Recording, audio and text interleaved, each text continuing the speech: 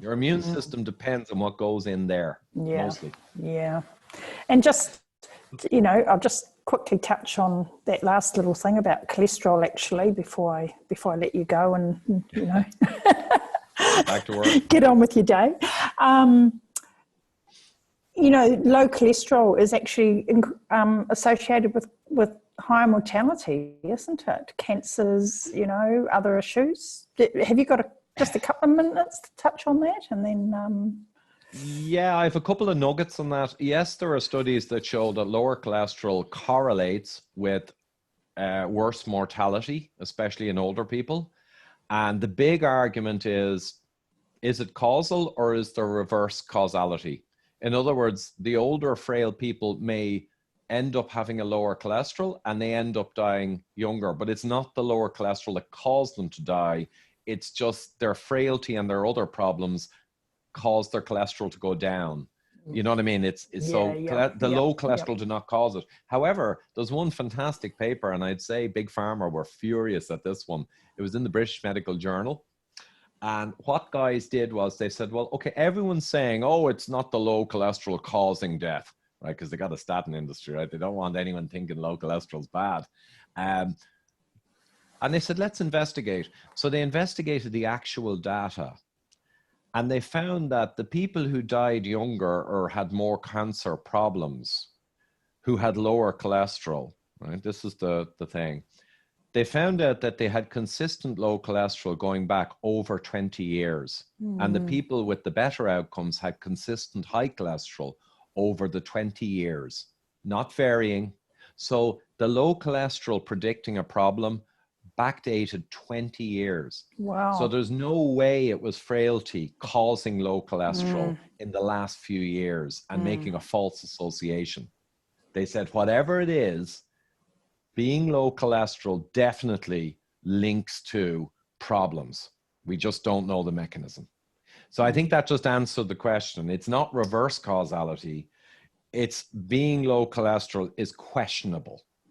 And I think some people could be naturally low cholesterol with great ratios and great insulin, and they're probably fine. But in general, low cholesterol is a concern. I would say I would be less comfortable if I had low cholesterol. Not saying it's going to cause something, but I'd be very careful to make sure all the other measures are correct because I'd be a little concerned about having low cholesterol. That's the way I'd look at it. Well, that's an excellent place to leave this. I could talk to you forever, but anyway, I will let you get on with your day. Before we go, I'd just like, can we talk for a little bit about where people can find your work? We've already talked about YouTube, but you've got a book out there now that I've got that linked on my resources page as well, so people can go and find your book on Amazon. Anything else? Any other? I just say Amazon, Eat Rich, Live Long is the book with Dr. Jeffrey Gerber, who's 20 years a low-carb doctor in Denver. Huge experience, great friend of mine for many, many years. And I think we did a great job on it. It's got tons of recipes. It's a nice it's got all the science we talked about. So it's got the first chunk is 5 chapters, just giving you the easy story of where we went wrong.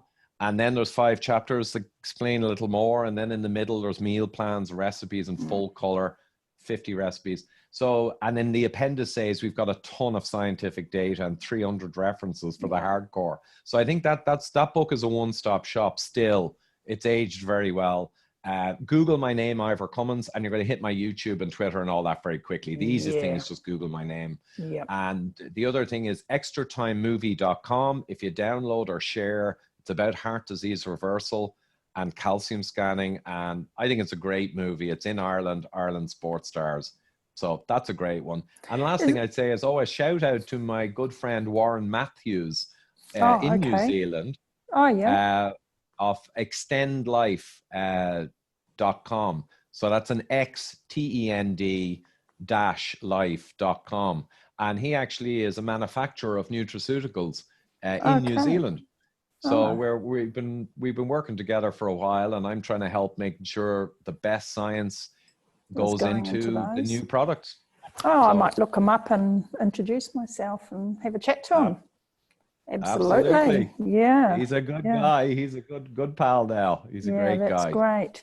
And so the Extra Time movie, is there a way that people like me can we pay for it in some way and then make it available? Because I think it's about $9.95 or something, but it's not fair to do that and then share it with everybody. So is there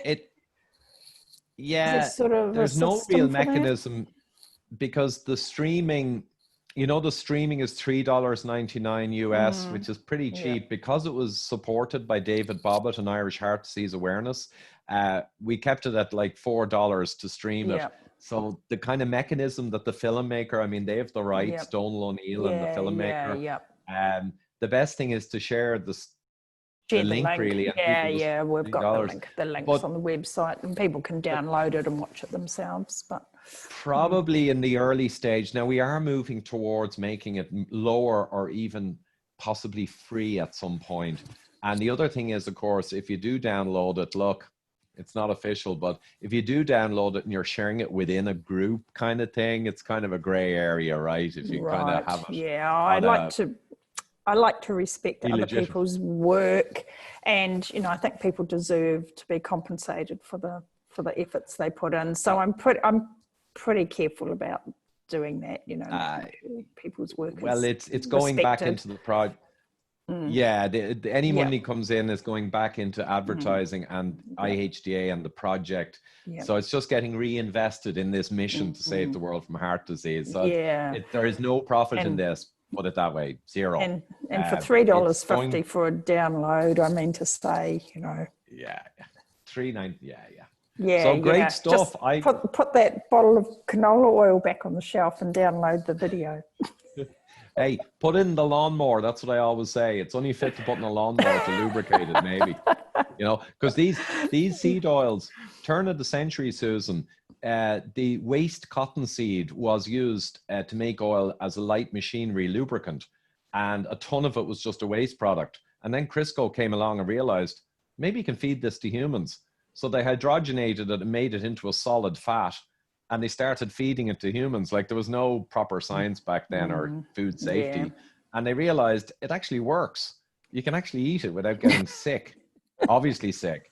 And then the revolution started. So yeah, it's light machinery lubricant at best. Yeah. Well, that's a great place to end this. Hey, thank you so much for your time.